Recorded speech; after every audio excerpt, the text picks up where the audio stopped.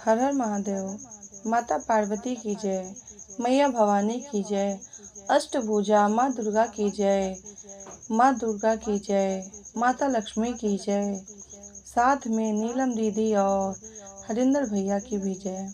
तो हे गुरु बहिना लोग, हे भैया लोग, आज हम बहुत सुंदर कथा लेकर आयल बानी, जो पूरा नवरातन गईले के बाद दसवीं के दिन माँ दुर्गा कैसे अपने भक्त के ऊपर दर्शन देले बाड़ी और उनके सहायता कैले बाड़ी।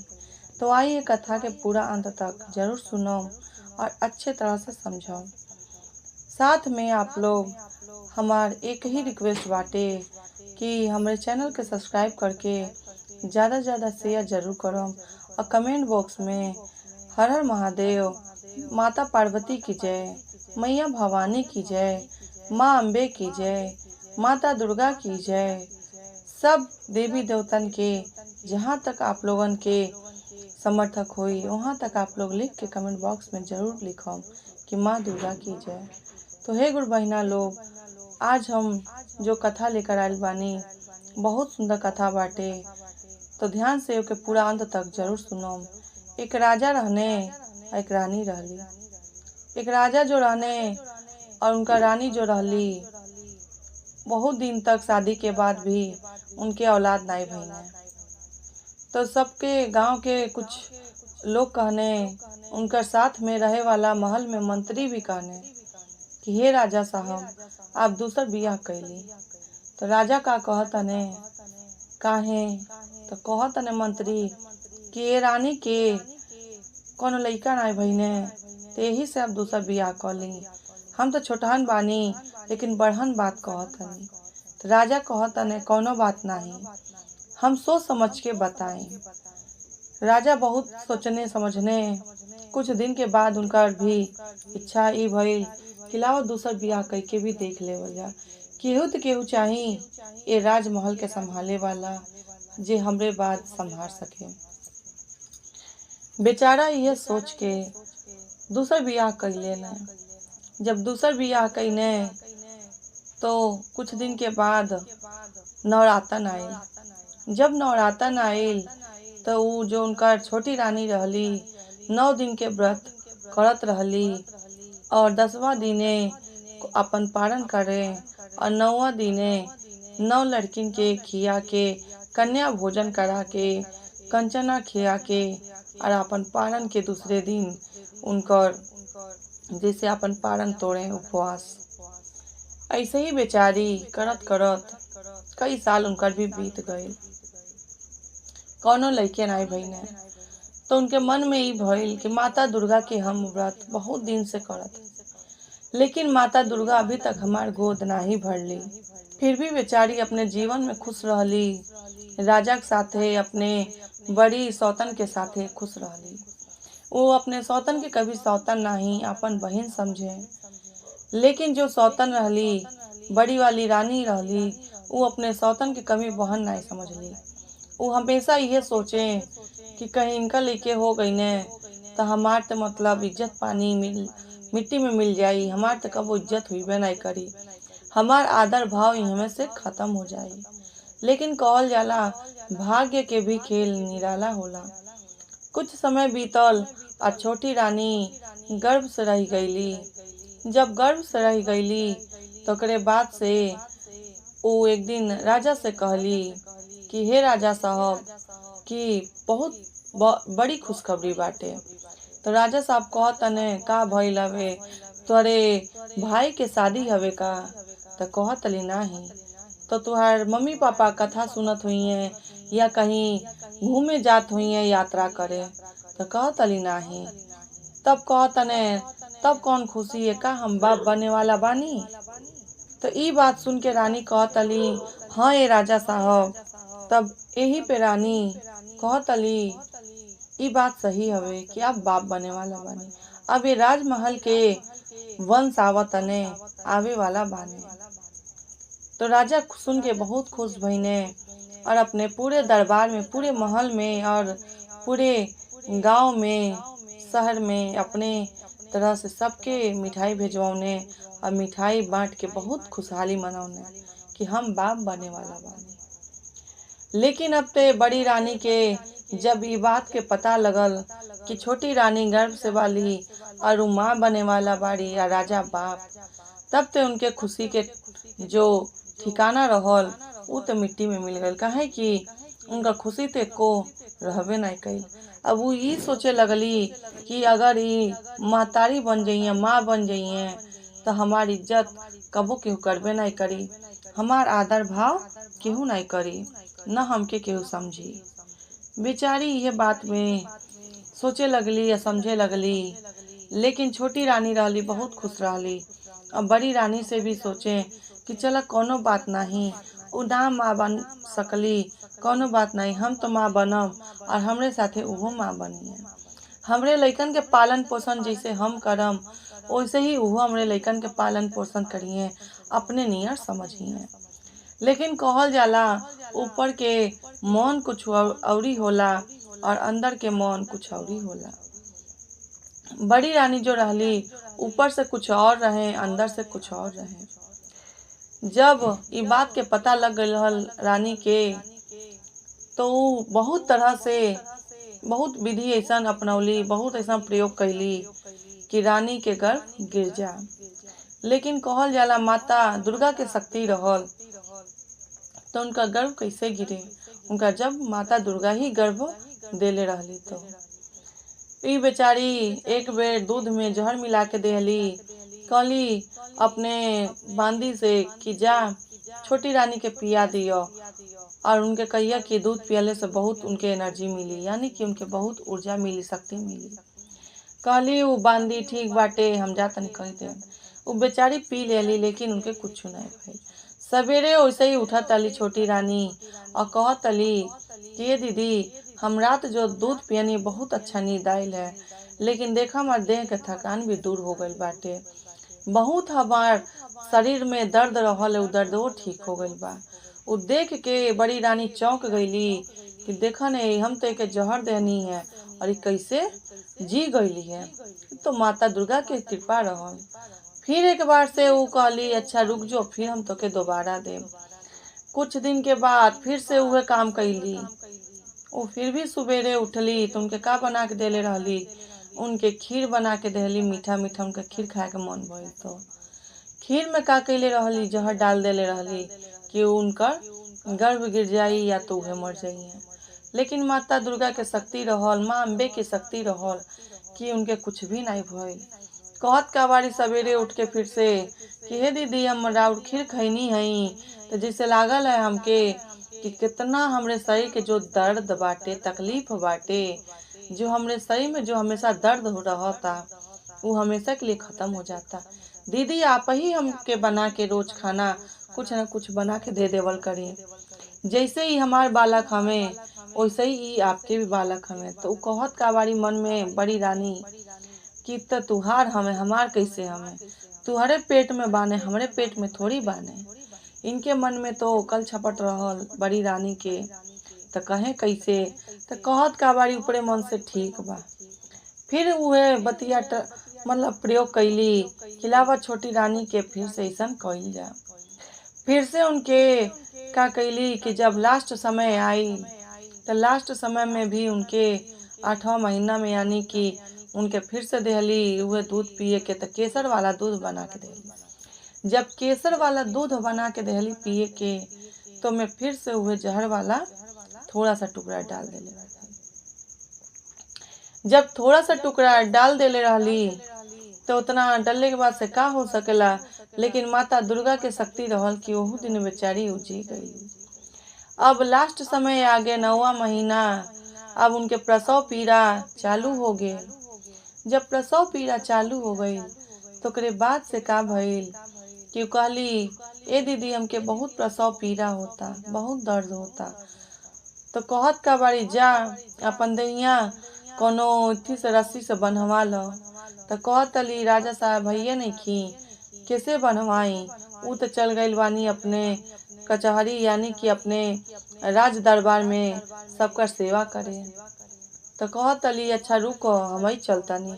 अपने गईली, उनके बांध देली, खूब बढ़िया से बांध देली और कहली लाओ तो आँखियों पे पट्टी हम लगा देतनी कि जैसे भी कोई बालक अगर जन्म ली तो हम तोहके देखा देम। काहे कि हमरे यहाँ ई परंपरा हवे कि लइके जन्म लेवे न तो महतारी नाई देखेली। उ इहे शब्द कही के बात कही के उनकर आंख में पट्टी बांध देली। जब छोटी रानी के दूगो लइके जन्म ले लेने, जब जन्म ले लेने तो ओकरे बाद से का भइल कि उ बेचारी दोनों लइकन के देख नाई पौली और ई धीरे से का कैली कि ओ महल के जो एक ठो दैया रहली, ओ दैया के बुला के कहली कि हई लो हम तो के बांध के देतनी दूगो मोटरी, हई ले जा कहीं तू नदी में या नाला में फेंकी अइया। त कहत का बाड़ी उ जो दाई रहली कहतली कि हम कैसे फेंकम कि ई त दूगो लइके हमें लागता। त कहतली हाँ ई छोटकी रानी के हमें, लेकिन ई बात के ध्यान रखियो कि तू कहीं भी फेंक देबू तो तोके हम इतना धन देम कि तू का तुहार 7 पुस्त बैठ के खाई। अब वो जो दाई रहली लालच में आ गईली और ले जाके उनके एगो वट वृक्ष होला ओकरे नीचे दोनों लइकन के धो के उमें छोड़ के चली गईली। लेकिन इधर छोटी रानी अपने लइकन के किलकारी कान में सुनले रहली, देखले तो नहीं रहली लेकिन कान में किलकारी रोले के आवाज सुनले रहली। जब उनके कुछ देर के बाद होश आइल, आवाज सुन लेते रहली लेकिन जब बेहोश हो गए रहली कुछ देर के बाद होश आइल तो कहतली के दीदी हमार लइके भईने कहाँ दोनों लइके बाने, हमारे आँख से पट्टी हटाई, हम अपने दोनों लइकन के देख ली, हमारे शरीर खोल दी।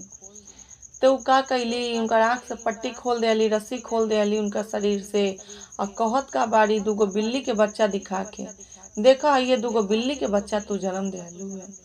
अब वो रानी के विश्वास नहीं भइल और खूब बेचारी रोए लगली। राजा साहब के अइते कहतली कि हई रानी यानी कि बड़ी दीदी हमसे ऐसे से कहली है। राजा कहने कि कैसे हो सकेला, बड़ी रानी से पूछने, दैयन से पूछने तो सब केहू कहता हाँ रानी, अरे हाँ राजा साहब कि ते ये दूगो बिल्ली के जन्म देली है, कहाँ दूगो बालक भईने हैं। राजा साहब के विश्वास हो गए। ओकरे बाद से वो रानी के झूठा बात पे लगने उनके कोड़ा कोड़ा मार के महल से निकाल देने, भगा देने। बड़ी रानी बड़ी खुश तो भइली लेकिन कहल जाला समय सबके लिए बलवान होला और समय सबके लिए होला। वही तरह बेचारी महल से निकल गईली। अब माँ दुर्गा के वही नवरातन के समय रहल जब वो बेचारी जन्म देले रहली। तो जब जन्म देले रहली उस साल नवरातन में वो नवरात्रि नायिका पौले रहली। माँ दुर्गा से कहली वो मंदिर के सामने जाके जहाँ पर पहुँचा तली कहत का बाड़ी कि हे माँ दुर्गा, हम कौन पाप कैनी है, कौन कर्म ऐसन कैनी कि जैसे न हम अपने बालक के मुंह देख पौनी और न बालक के हम अपने गोदी में खिला पौनी। तू कौने भाव में कही देली और कौने तरह कहली कि हे माँ तू काहे हमरे साथे ऐसे कहलू, हमरे साथे ऐसन तू काहे कैलू है, हम का कैले रानी तू हमरे साथे ऐसन कैलू। बेचारी फुट फुट के खूब रोली और रोला के बाद वहाँ से वही जंगल में चल गईली जहाँ उनका दोनों लइकन के वो वट वृक्ष के नीचे छोड़ के आयल रहली दैया। वो बेचारी वही नीचे पहुँचली और देखा तली दूगो लइके बाने और एगो बूढ़ी वहाँ रखवारी करतली। तो बूढ़ी से पूछली कि ए बूढ़ी माँ है दूगो लइके के कर हमें। तो कहतली कि दूगो लइके कारण के छोड़ के गइल बा, लेकिन वो कपड़ा के पहचानत रहली जौने कपड़ा में वो बांध के मोटरी नियर देखले रहली। कहतली ते कपड़वा लागत हमार बड़ी जेठानी यानी बड़ी दीदी के हवे, अचरा में के लात फाड़ के देहले रहली है मोटरी बना के। तो कहत का बाड़ी वो जो बूढ़ी माँ रहली, हई देख दूगो लइके बाने, का जन के यहाँ ध के चल गई हवे, के ऐसन बाटे निर्दयी की यहाँ पहुँचा के चल गई हवे। ये दोनों लइकन के बारे में नहीं सोचले हैं। कहत का बाड़ी कि दोनों हमार लइके हमें, काहे कि देखी हई जो साड़ी के हई पल्लू के अचरा है वो हमार जेठानी यानी बड़ रानी के हमरे जेठानी के अचरा के पल्ला है। इलावा तो दोनों लइके हमार हमें अब बिल्ली के लइका देखा के हमके महल से निकलवा देली। ये हमार कुछ चाहत नहीं रहली है लेकिन हमके कहीं नहीं पौली है, न तो हम वैसे ही निकल गए रहती। तो बूढ़ी माँ कहतली, अच्छा आप बताव, जब ई तुहार लइके हमें तो कैसे पालन पोषण करबू। तो कहतली, छोटी रानी हम हमें रहम ई जंगल में, माँ दुर्गा जैसे चाहिए वैसे ही रहो। तो बूढ़ी माँ कहतली, ठीक बा, चला हमार झोपड़ी बाटे, हमरे घरे तू रहिया। कुछ दूर में वो माता दुर्गा के यानी कि उहे बूढ़ी माँ के झोपड़ी रहल वही जंगल में चल गईली लेके। अपने घरे जाके कहली, लो हिवा तू आराम से रही, हम दिन में निकल जाई भीख मांगे और राती के तो के लेके आए, यानी शाम दिन ढलत रही हम तो के लिए खाए पिए के सामान लेकर आए। और तू दिन में का करिय, लकड़ी काट के धैले रहिय, तो हम वो लकड़ी के सवेरे बेचे निकल जाए और दोपहरिया में भीख मांगे। तो कहली रानी, ठीक बा, हम तो चल जाए, हमसे सब काम हो जाए। बेचारी यही तरह कह के कुछ साल बिता लेली, यानी कि 2 साल बितौली। अब इन्ने बड़ी रानी के समय बीतत रहल, उनके शरीर पे जो पाप कैले रहली वो पाप के घड़ा भर गई रहल। अब उनने मतलब बहुत ज्यादा उनके शरीर में जो कहल जाला फोड़ा फुंसी घाव से वो परेशान हो गई रहली। शरीर में कहीं सफेद दाग हो जा, कहीं कुछ हो जा। राजा ने उनके दवाई करवावत करवावत परेशान हो गए रहने, सब जगह के वैद्य के बुला के थक गए रहने, कहीं से ठीक नहीं भैली रानी।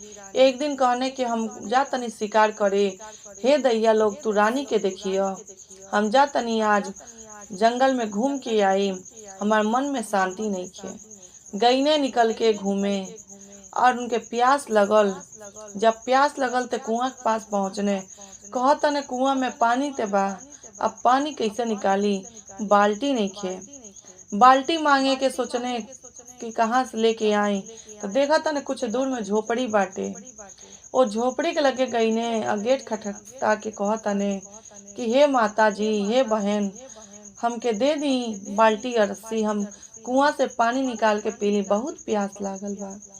तो अंदर से रानी का कहत अली, उनका छोटी रानी ही रहली, कहत का बाड़ी कि अच्छा ठीक बा, आप जे भी बानी रुकल नहीं, हम लेके आवत तनी। उ का कैली, घूंघट क के अली, काहे कि राजा के चेहरा ते आवाज पहचानत रहली और खिड़की से देखले ही रहली कि राजा साहब हमें। घूंघट क के अली, अब बाल्टी और रस्सी दे देली। जैसे बाल्टी रस्सी देली, कहत अली, है बाल्टी रस्सी पकड़ी और हमरे यहाँ पानी पियाए वाला भी बारी, हम वो दैया के भेजा तनी।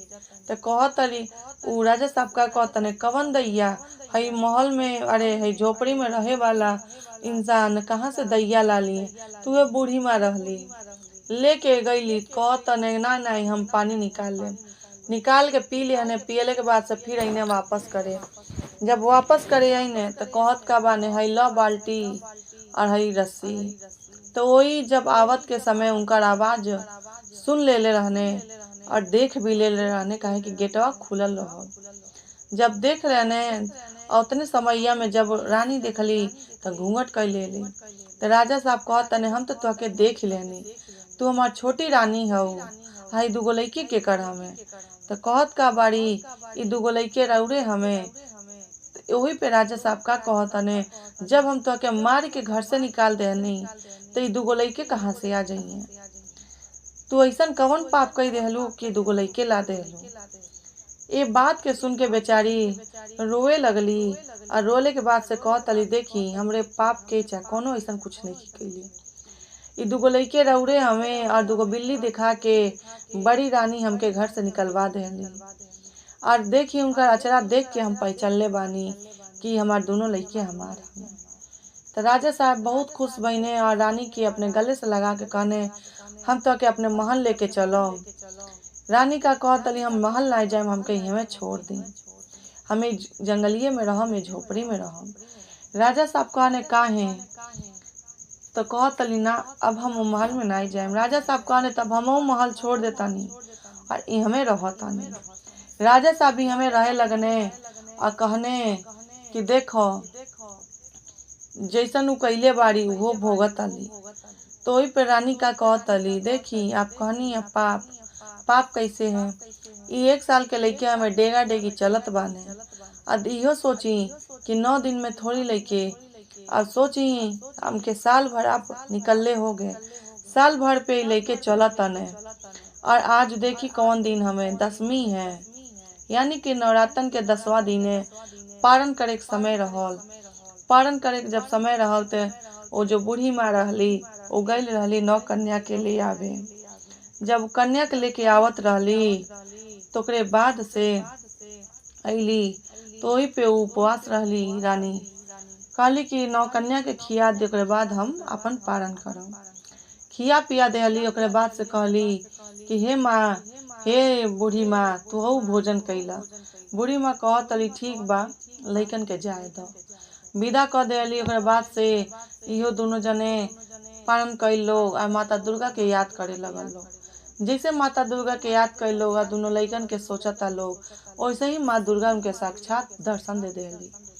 जब दर्शन देली और दोनों जने वहाँ साक्षात देखल लोग और पैर पकड़ के रोए लगल लोग कि हे माँ, तू हमरे साथे रहलू, यानी कि रानी कहे लगली, तो हमरे साथे रहलू, हम तो के नहीं पहचानली, तू ही रहलू बूढ़ी माई हमार बन के, हमरे लइकन के देखभाल तू ही कैलू। राजा साहेब भी फुट फुट कर रोए लगने कि सब चीज तू हमके बतौलू हे माँ दुर्गा, लेकिन इतना देर में काहे। तो वही पे बूढ़ी माँ जो रहली यानी माता दुर्गा कहली, सब बात बतौली, कहली जा खुशी से रहिया लो, महल तू ए रानी लौट जा। तो बेचारी महल लौट गई अपने राजा के साथे, लइकन के साथे, और खुशी से रहे लगी, अच्छा से रहे लगली और सब कुछ बढ़िया हो गए। बड़ी रानी जो रहली उनका स्वर्गवास हो गए, काहे कि वैसन कर्म कैले रहली। तेईस कहल जाला कभी भी बुरा कर्म नहीं करे के चाही, अच्छा करे के चाही, भगवान पे भरोसा करके करे के चाही। सबके भगवान देर सही अंधेर सही सब कुछ देवे ने, दे रही से देवे ने, चाहे माता दुर्गा दे चाहे भोले बाबा दे। सब देवी देवता के जे जैसे मानेला, लेकिन प्रेम से माने के चाहिए और उनका आशीर्वाद लेवे के चाहिए। तो सुने वाला के भी वैसे ही माता दुर्गा आशीर्वाद दें, कहे वाला के भी वैसे ही आशीर्वाद दें, और साथ में कहे सुने के साथ साथ जे कथा के सबसे ज्यादा भेजे कम भी भेजे, सबके वो अच्छा से आशीर्वाद दें, उनका पर धन धान्य के हमेशा वर्षा करें। तो एक बार प्रेम से बोल दी माता दुर्गा की जय, मैया भवानी की जय।